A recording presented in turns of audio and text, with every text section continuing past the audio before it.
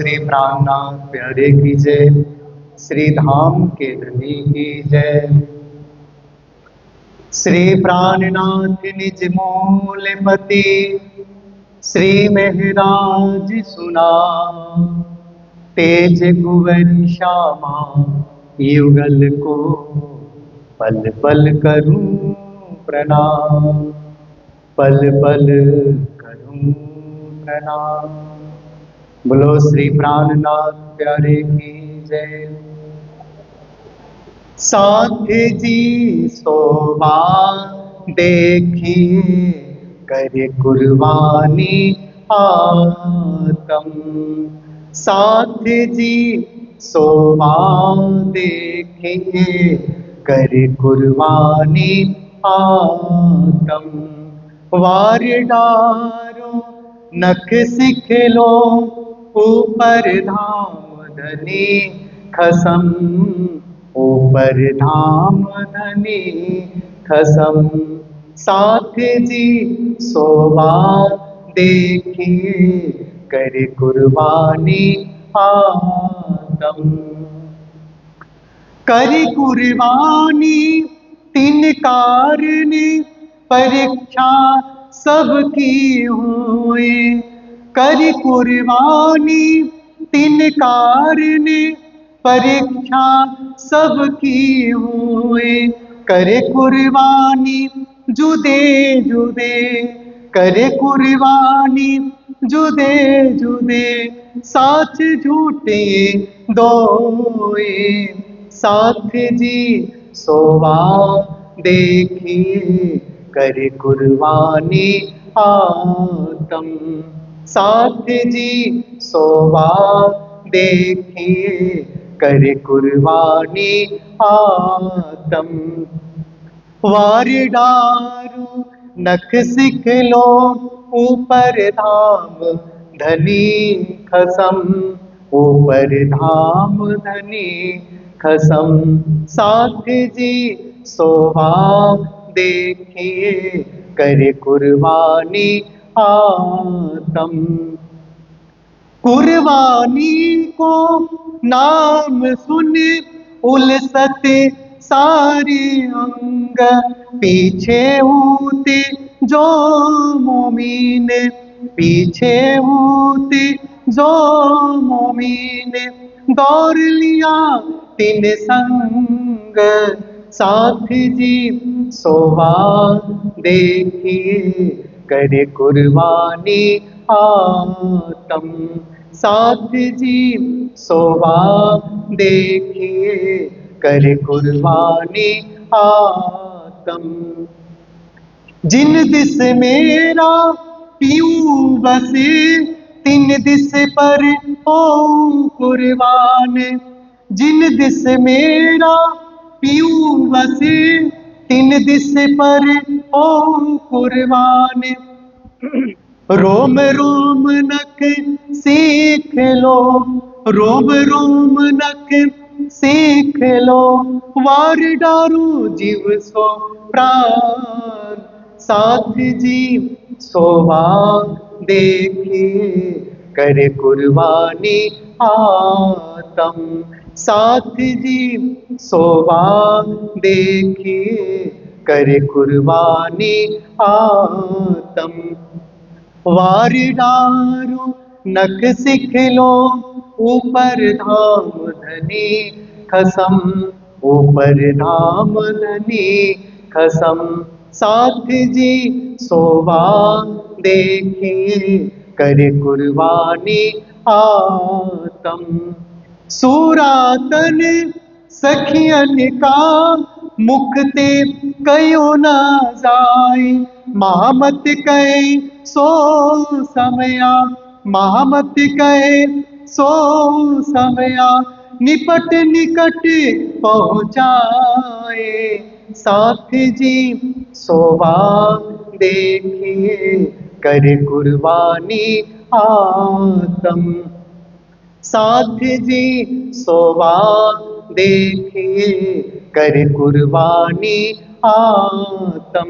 वार डारो नख सिख लो, ऊपर धाम धनी खसम, ऊपर धाम धनी खसम, साथ जी सोवा देखिए कर कुर्बानी आतम, साथ जी सोवा देखिए कर कुर्बानी आतम, कर कुर्बानी आतम।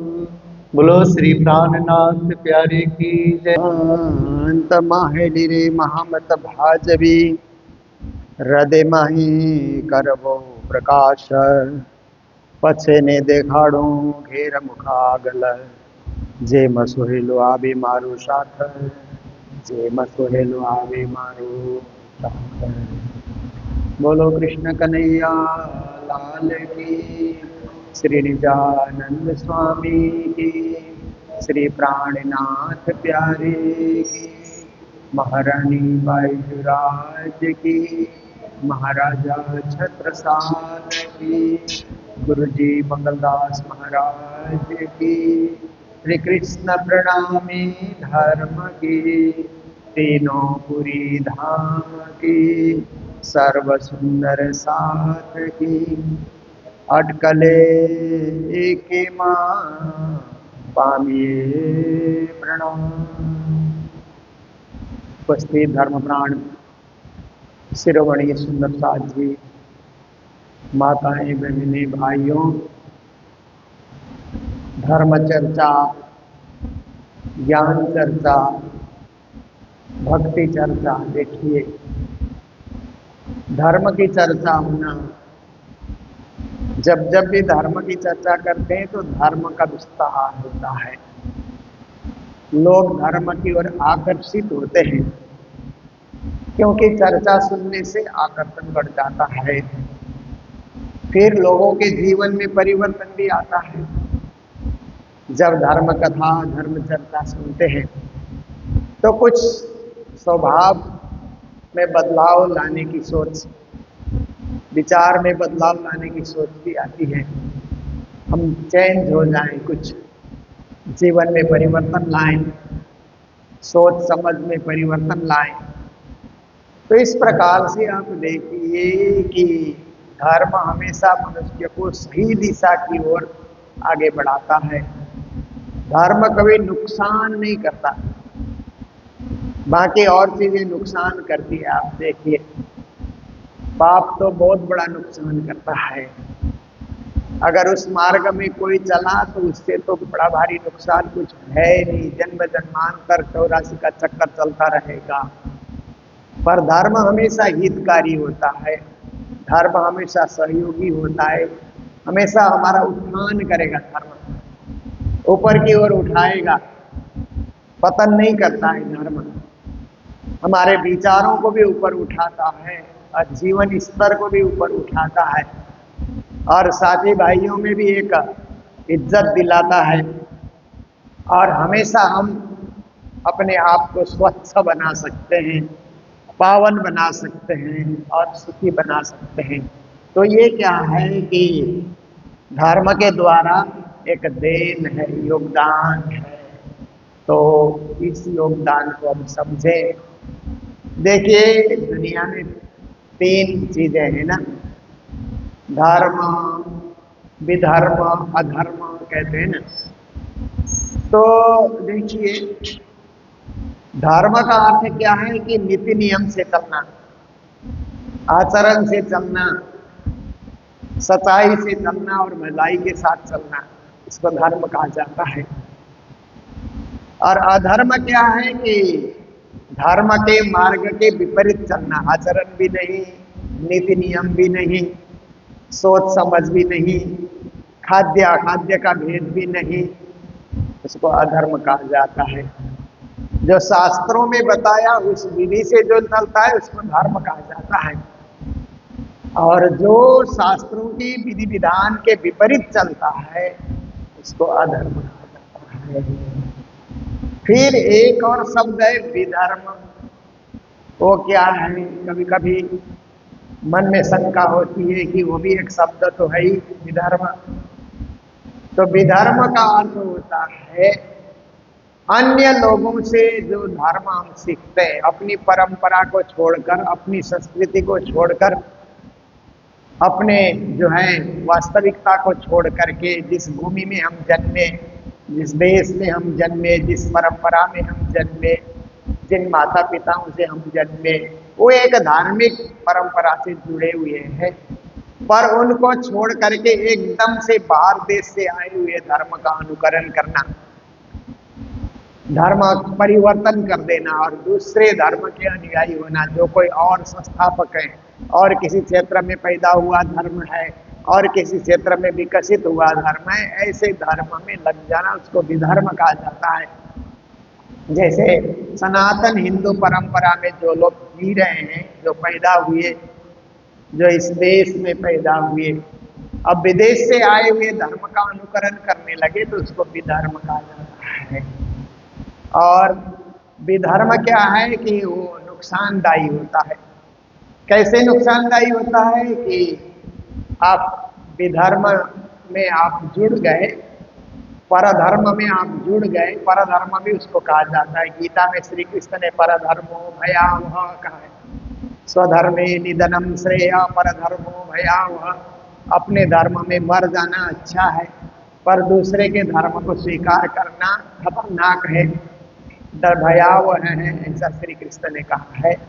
क्योंकि दूसरे परधर्म में कोई चला जाता है तो पर संस्कृति का अनुकरण करने लग जाएगा और फिर अपनी परंपरा से हट करके नई चीजों का वो क्या है कि प्रचार करने लग जाएगा। इतना ही नहीं, अपने देश प्रेम की भावना भी उसकी समाप्त हो जाएगी, विदेश की धरती से प्रेम करने लगेगा। जहाँ जो महात्मा जन्म लिया उस देश के प्रति आस्था, उस देश के प्रति विश्वास, तो मात्र वो फिर धर्मांतरण नहीं होता है, राष्ट्रांतरण भी हो जाता है। इसलिए राष्ट्रांतरण होना और खतरनाक चीज है। मात्र धर्मांतरण होकर के वो बैठेगा नहीं, इस राष्ट्र से, इस देश के तीर्थों, देश के तीर्थों से, देश की भूमि से उसको रुचि नहीं रहेगी, आस्था नहीं रहेगी, वो और किसी भूमि में आस्था व्यक्त करने के लिए चला जाता है। इसलिए श्री कृष्ण ने कहा परधर्म हमेशा भय होता है। पर हमारे लिए तो गर्व का विषय है कि ये सनातन धर्म, सनातन संस्कृति, हिंदू धर्म, हिंदू परंपरा, हिंदू संस्कृति, उसके अंतर्गत श्री कृष्ण की भक्ति, परब्रह्म की भक्ति, पुरुषोत्तम की भक्ति, अक्षरातीत की भक्ति, जो हमारे शास्त्रों में जो शब्द आए हैं, जो नाम आए हैं, उन्हीं पुरुषोत्तम की भक्ति हम करते हैं। इसलिए हमारे लिए बड़ा आनंद का विषय है। अधर्म की सोच हम कभी रखते भी नहीं है, विधर्म की ओर हम ध्यान ही नहीं देते हैं, बस धर्म धर्म धर्म इसी में हम लोग लगे रहते हैं। तो आज के प्रसंग में श्री जी महाराज हमें समझा रहे हैं राग श्री धौल धना, ऐसे राग श्री जी महाराज ने इसमें सजाया है। उस समय गाया जाता रहा होगा, अब तो रागी लोग जाने, परंतु राग का नाम तो श्री जी ने यहाँ अच्छी तरह सजा रखा है। अटकले एकेम पामिए, ये तो नहीं पंथ प्रपंच मारा संबंधी।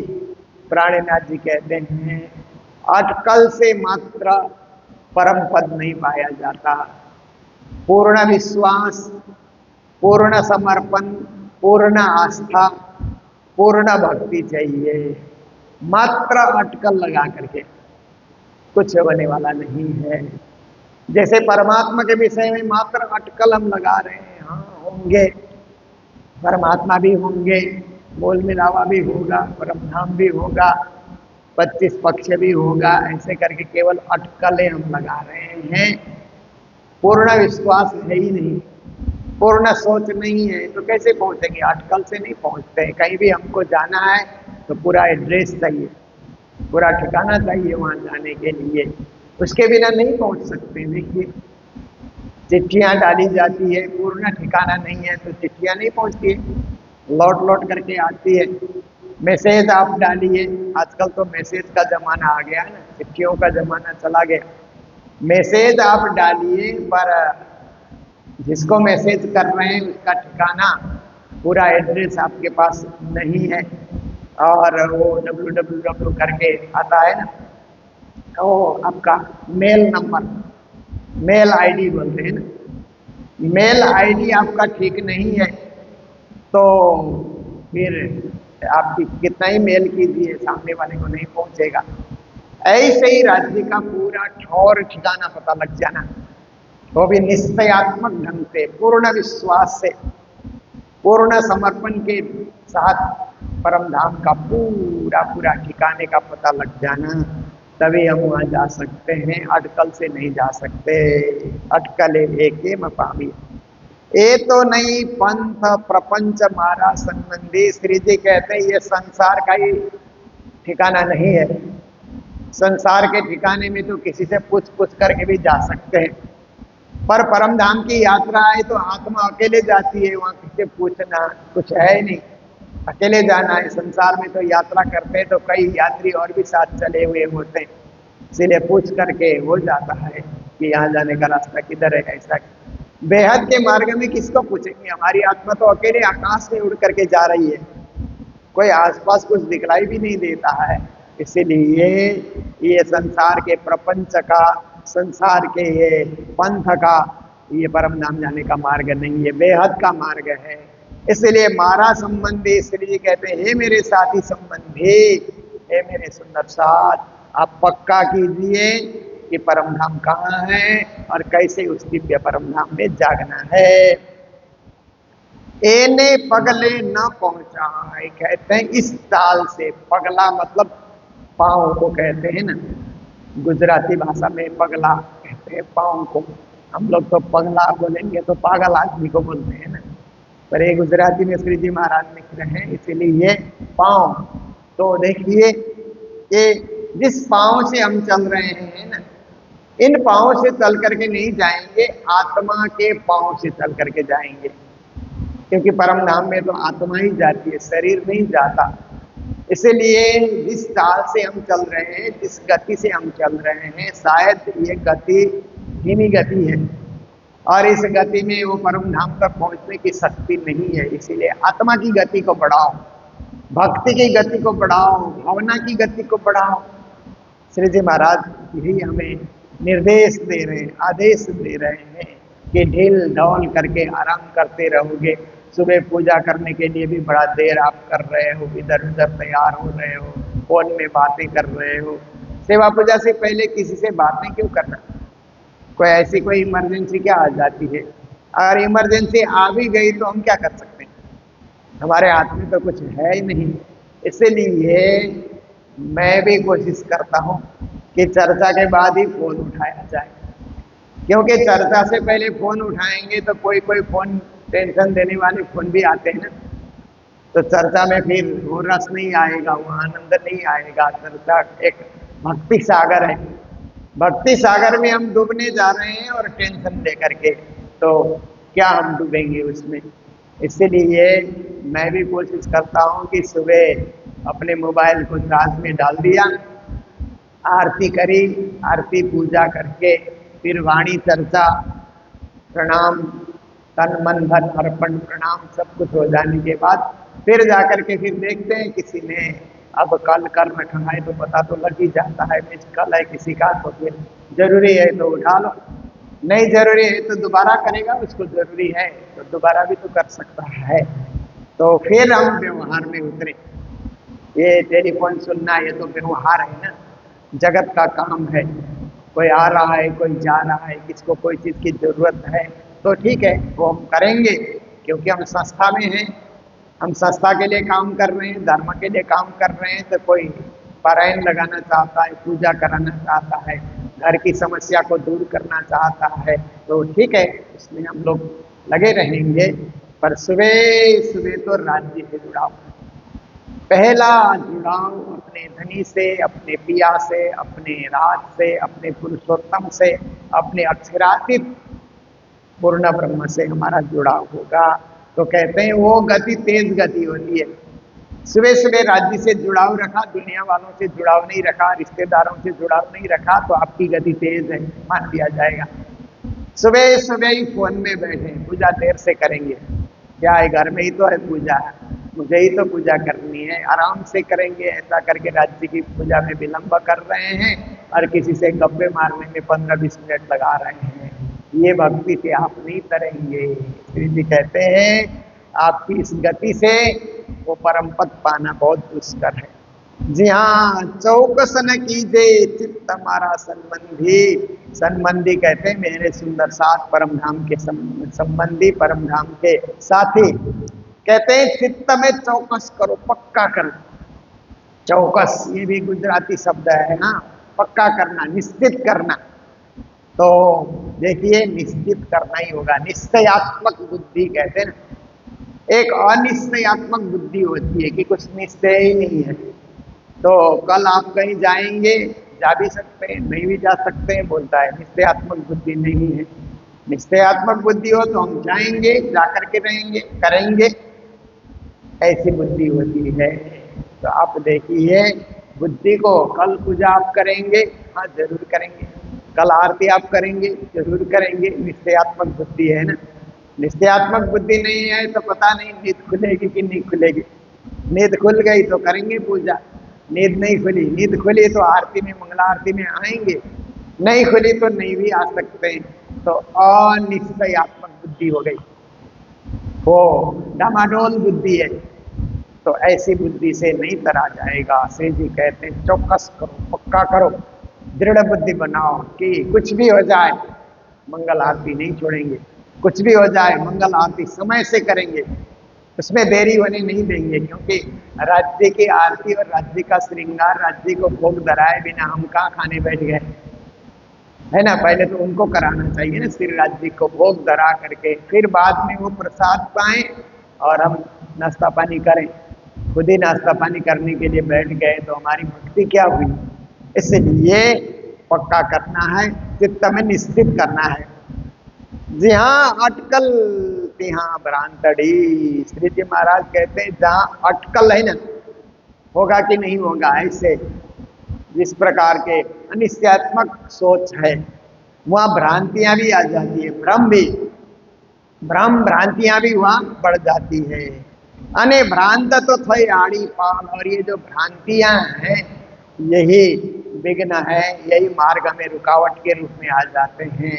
क्योंकि भ्रांति आगे आकर के धुंध लगने की तरह, अंधेरा छाने की तरह भ्रांतियां छा जाती है, तो परम धाम का मार्ग फिर साफ नहीं होता है। जैसे आप देखिए ना कि आप जैसे दिसंबर जनवरी के सीजन में आप लोग आएंगे पहाड़ों में तो बहुत धुंध छाया हुआ रहता है, फिर रास्ता क्लियर नहीं होता है तो गाड़ी तेजी से नहीं दौड़ती है, कब पहुंचेंगे, एकदम रास्ता कभी कभी तो कोहरा से, घना कोहरे से ढक जाता है। दार्जिलिंग का रास्ता तो और ज्यादा ढक जाता है। इसलिए ऐसे ही भ्रांतियां, भ्रम भ्रांतियां धुंध छाने की बातें हमारे परम धाम के मार्ग में आगे आ जाती है, हमारी यात्रा रुकती है। इसलिए हम उनको पहले से उनसे निवृत्त रहे, उनको पहले से छांट दें कि मन में कोई भ्रांति नहीं हो, विचारों में कोई भ्रम न हो, ऐसे हम निश्चयात्मक हो जाएं। पार जब आए पूर्ण दृष्टि। श्री जी कहते हैं परम धाम जाने के लिए पूर्ण दृष्टि चाहिए, क्योंकि परम धाम पूर्ण है ना। पूर्णमदः पूर्णमिदं पूर्णात् पूर्णमुदच्यते पूर्णस्य पूर्णमादाय पूर्णमेवावशिष्यते। देखिए कैसे परम धाम के लिए उपनिषदों ने परिभाषाएं की कि परम धाम स्वयं पूर्ण है, परम धाम के कण कण पूर्ण है, यावत पदार्थ परम धाम परिपूर्ण है। पूर्णम अदा पूर्णम इदम कहते हैं ना, वो हर प्रकार से पूर्ण है।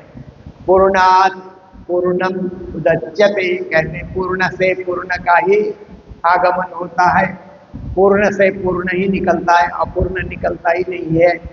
पूर्णस्य पूर्णमादाय पूर्णम आदाय पूर्णमेवावशिष्यते कहते हैं पूर्ण से पूर्ण को निकालो तो पूर्ण ही शेष रह जाता है। परम धाम से कुछ भी निकालो तो परम धाम पूर्ण ही रहेगा। एक फल तोड़ो तो फल वहाँ मिल जाता है, फूल को तोड़ो तो वहीं फूल लगा हुआ मिलेगा, वहाँ कोई चीज की कमी है नहीं। संसार में फूल तोड़ो तो बगीचा जो है फूल रहित हो जाता है, फल तोड़ो तो वृक्ष एकदम सुना सुना हो जाता है, फल रहित। पर परम धाम में तो पूर्ण है, आपने तोड़ा तो भी वहां फिर लगा हुआ है, जैसा है वैसा है, एज इट इज है, कोई उसमें कमी नहीं है। ऐसे उस दिव्य परम धाम की महिमा है। इसलिए श्री जी महाराज कहते पार जवाए पूर्ण दृष्टि, वहां पूर्ण दृष्टि से ही जा सकते हैं। यहाँ रजन समाये पंपाल, परम धाम के मार्ग में झूठ कपट का एक रज मात्र भी, कण मात्र भी झूठ कपट का लेकर के गया ना, तो वहां पर वो पहुंच नहीं सकता। इसके लिए हम लोग जब तालीम लेते थे तो गुरु महाराज एक उदाहरण देते थे, दो चीटियों का उदाहरण देते थे। एक चीटी चल करके ये क्या है कि चीनी के पहाड़ में, मिस्री के पहाड़ में एक चीटी जाती थी और मिस्री खा करके आती थी। एक चीटी जल करके नमक के पहाड़ में जाती थी और नमक खा करके आती थी। तो दोनों रास्ते में मिल गए, तो आपस में उन लोगों ने बातें की। चिटियां भी आपस में मिलती है ना, तो ऐसे ऐसे आपस में वो क्या है कि बात करने की तरह वो इशारा करते हैं ना।